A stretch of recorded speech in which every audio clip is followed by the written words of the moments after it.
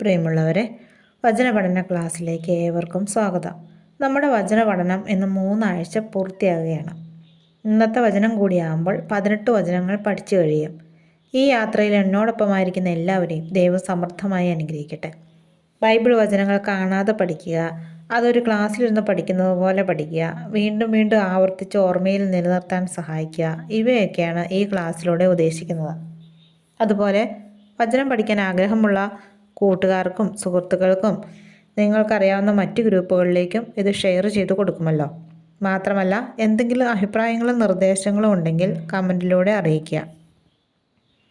നമ്മൾ ഇന്നത്തെ വചനമാണ് ആദ്യം പഠിക്കുന്നത്. വിശുദ്ധ മത്തായിയുടെ സുവിശേഷം 6-ാം അധ്യായം 8-ാം വാക്യം. നിങ്ങൾ ചോദിക്കുന്നതിന് മുമ്പ് തന്നെ നിങ്ങളുടെ ആവശ്യം നിങ്ങളുടെ പിതാവ് അറിയുന്നു.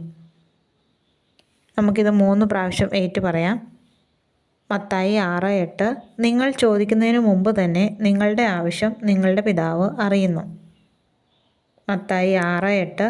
നിങ്ങൾ ചോദിക്കുന്നതിന് മുമ്പ് തന്നെ നിങ്ങളുടെ ആവശ്യം നിങ്ങളുടെ പിതാവ് അറിയുന്നു. മത്തായി 6:8. നിങ്ങൾ ചോദിക്കുന്നതിന് മുമ്പ് തന്നെ നിങ്ങളുടെ ആവശ്യം നിങ്ങളുടെ പിതാവ് അറിയുന്നു. ഇനി നമ്മൾ ചെയ്യാൻ പോകുന്നത് ഇതുവരെ പഠിച്ച എല്ലാ വചനങ്ങളും റിപ്പീറ്റ് ചെയ്യും. അപ്പോൾ ഇതുവരെ ഏതെങ്കിലും വചനങ്ങൾ പഠിക്കാത്തതുണ്ടെങ്കിൽ അത് പഠിക്കാനും ബുക്കിലേക്ക് എഴുതാത്തവരുണ്ടെങ്കിൽ അത് എഴുതാനും ഈ അവസരം പ്രയോജനപ്പെടുത്തുക. അതുപോലെ ഞായറാഴ്ച ദിവസം നമുക്ക് ഇതെല്ലാം റിപ്പീറ്റ് ചെയ്ത് പഠിക്കാനുള്ള ദിവസമാണ്. ഏതെങ്കിലും പഠിക്കാത്തതായിട്ടുണ്ടെങ്കിൽ അത് പഠിക്കുക, ബുക്കിലേക്ക് എഴുതുക. അതിനുള്ള ദിവസമാണ് ഞായറാഴ്ച. അപ്പം നമുക്ക് ആദ്യം പഠിച്ച വചനം ഏതാണെന്ന് ഓർക്കുന്നുണ്ടോ? യോഹന്നാൻ 14:26. എൻ്റെ നാമത്തിൽ പിതാവ് അയക്കുന്ന സഹായകനായ പരിശുദ്ധാത്മാവ് എല്ലാ കാര്യങ്ങളും നിങ്ങളെ പഠിപ്പിക്കുകയും ഞാൻ നിങ്ങളോട് പറഞ്ഞിട്ടുള്ളതെല്ലാം നിങ്ങളെ അനുസ്മരിപ്പിക്കുകയും ചെയ്യും. സുഭാഷിതങ്ങൾ 9:10. ദൈവഭക്തിയാണ് ജ്ഞാനത്തിൻ്റെ ഉറവിടം. സങ്കീർത്തനങ്ങൾ 23:1. കർത്താവാണ് എൻ്റെ ഇടയൻ, എനിക്കൊന്നിനും കുറവുണ്ടാവുകയില്ല. ഏശയ്യാ 41:10. ഭയപ്പെടേണ്ട, ഞാൻ നിന്നോട് കൂടെയുണ്ട്. പുറപ്പാട് 14:14. കർത്താവ് നിങ്ങൾക്ക് വേണ്ടി യുദ്ധം ചെയ്തുകൊള്ളും, നിങ്ങൾ ശാന്തരായിരുന്നാൽ മതി. എഫേസോസ് 6:1. കുട്ടികളെ, കർത്താവിൽ നിങ്ങൾ മാതാപിതാക്കന്മാരെ അനുസരിക്കുവിൻ.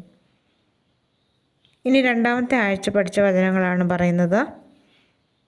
ലേവ്യർ 19:32. പ്രായം ചെന്ന് നരച്ചവരുടെ മുമ്പിൽ ആദരപൂർവ്വം എഴുന്നേൽക്കുകയും അവരെ ബഹുമാനിക്കുകയും വേണം. സുഭാഷിതങ്ങൾ 16:3. നിന്റെ പ്രയത്നം കർത്താവിൽ അർപ്പിക്കുക, നിന്റെ പദ്ധതികൾ ഫലമണിയും. സങ്കീർത്തനം 27:1. കർത്താവിൻ്റെ പ്രകാശവും രക്ഷയുമാണ്, ഞാൻ ആരെ ഭയപ്പെടണം. ലൂക്ക 1:37. ദൈവത്തിനൊന്നും അസാധ്യമല്ല. സങ്കീർത്തനം 37:4. കർത്താവിൽ ആനന്ദിക്കുക, അവിടെ നിൻ്റെ ആഗ്രഹങ്ങൾ സാധിച്ചു തരും.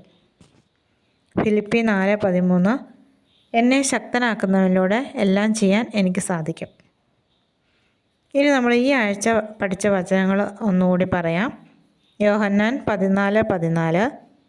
എൻ്റെ നാമത്തിൽ എന്നോട് എന്തെങ്കിലും ചോദിച്ചാൽ ഞാനത് ചെയ്തു തരും. സംഖ്യ 6:24.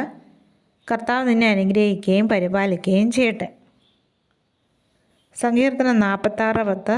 ശാന്തമാകുക, ഞാൻ ദൈവമാണെന്നറിയുക. ലൂക്ക 2:52.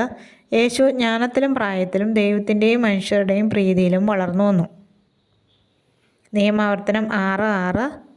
ഞാനെന്ന് കൽപ്പിക്കുന്ന വചനങ്ങൾ നിങ്ങളുടെ ഹൃദയത്തിലുണ്ടായിരിക്കണം.